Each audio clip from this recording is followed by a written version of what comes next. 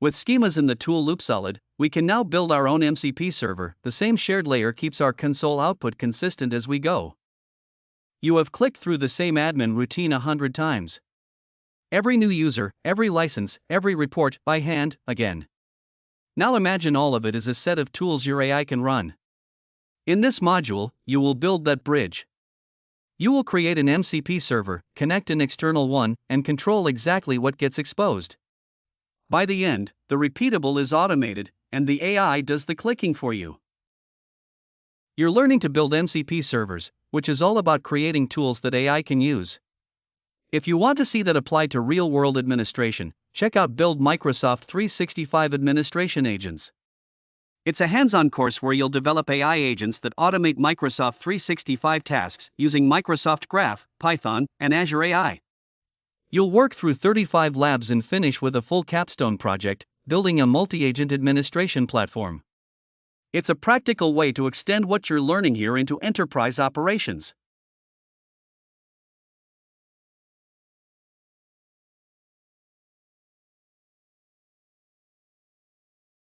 We start by building an in-process MCP server that lives right inside your application, using the SDK to register tools and resources directly.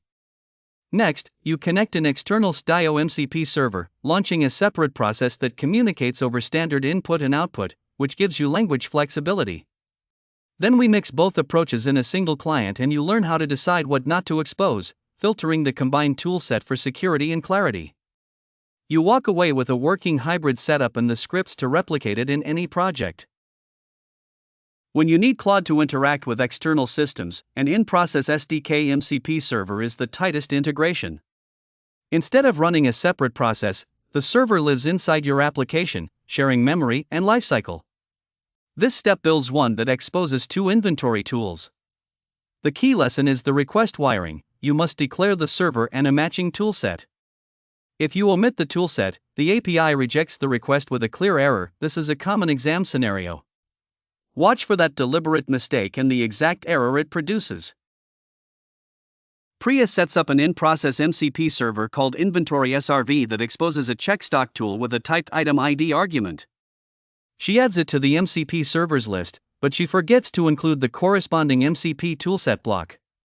When the host application starts, the MCP runtime validates the configuration and immediately throws a validation error stating that MCP toolset is required when MCP servers are defined.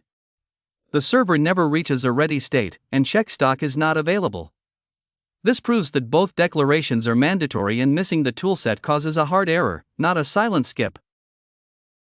We'll open the lab file and walk through the structure. The code imports shared helpers, prints a header, and leaves a to-do for you to implement the server. We'll note the exam tip and pitfall reminders, then run it to see the expected output shape. The script starts by importing the shared lab runtime module, which provides step header, exam note, pitfall, and checkpoint. Inside main, step header prints the banner with the exam domain and technique. Then exam note reminds us this appears as a scenario on the test, not a recall question. The pitfall warns that reading isn't enough, you must actually build it. Finally, checkpoint marks progress. The to-do block is where you'll implement the MCP server logic.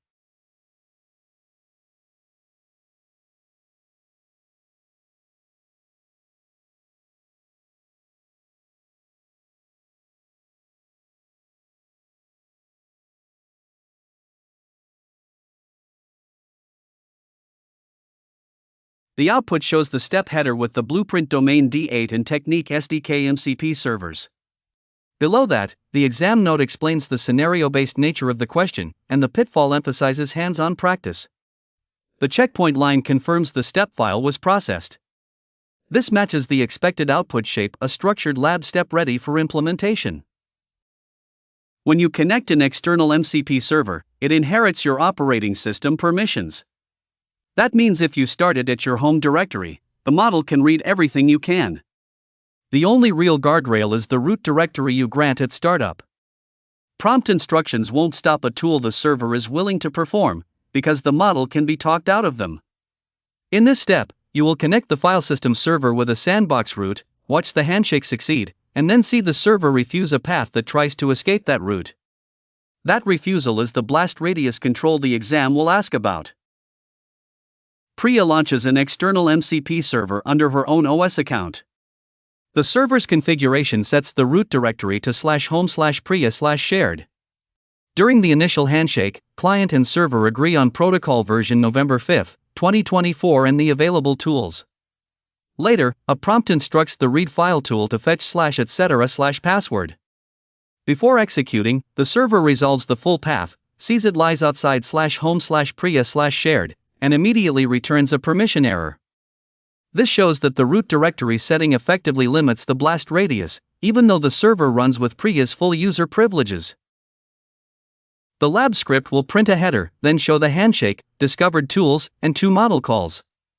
After that, it will attempt to read a private key outside the sandbox. Watch for the server's refusal message. The script imports the lab runtime helpers and calls step header with the exam domain, weight, and technique. It then prints an exam note explaining this appears as a scenario, not a recall question, and a pitfall warning that reading is not doing.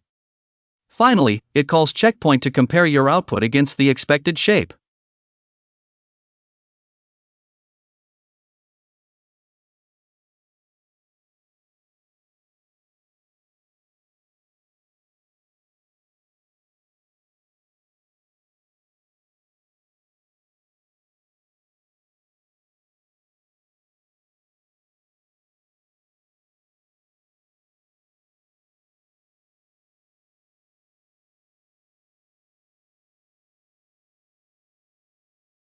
The header confirms this is step 2 of 3, covering external servers under domain D8. The handshake reports protocol version June 18, 2025 and 4 tools: read file, write file, list directory, and search files. The root is set to a /sandbox. The model then lists the directory, finding 3 entries, and reads notes.md, returning 412 bytes. When the model tries to read a //.ssh/idrsa, the server refuses because the path escapes the granted root. That refusal is the exam answer. The root, not a prompt instruction, limits the blast radius.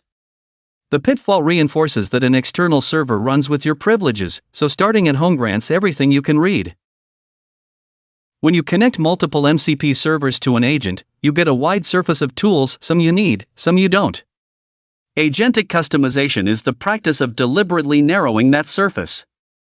The reasoning is simple: every tool you expose is both a security risk and a token cost on every request. A tool the task never uses adds no capability, only danger. In this step, you'll start with 6 tools from 2 servers, then decide which to keep and which to drop. Watch how the final set maps exactly to what the task requires, and notice the reasons recorded for each drop tool. This is exactly the judgment the exam will ask you to make. Priya needs an agent to review pull requests. She mixes a file system MCP server and a GitHub MCP server, giving the agent 12 tools total. But her task only requires read file and list pulls. She drops write file, create issue, and merge pull. Now the agent cannot accidentally modify files or repos, and each prompt saves tokens by excluding those tool definitions. This shows that mixing servers then dropping unnecessary tools reduces risk and token cost for a specific task. The script prints a before and after table of tools. You'll see 6 tools narrowed to 3, with a clear record of why each was dropped. The output ends with a checkpoint reminder. The script imports the lab runtime helpers and calls step header to display the module and step title. It then prints an exam note reminding you this appears as a scenario, not a recall question. A pitfall warning follows, emphasizing that reading is not doing. Finally, it calls checkpoint with the current file to mark progress. The actual tool filtering logic is left as a guided exercise for you to implement.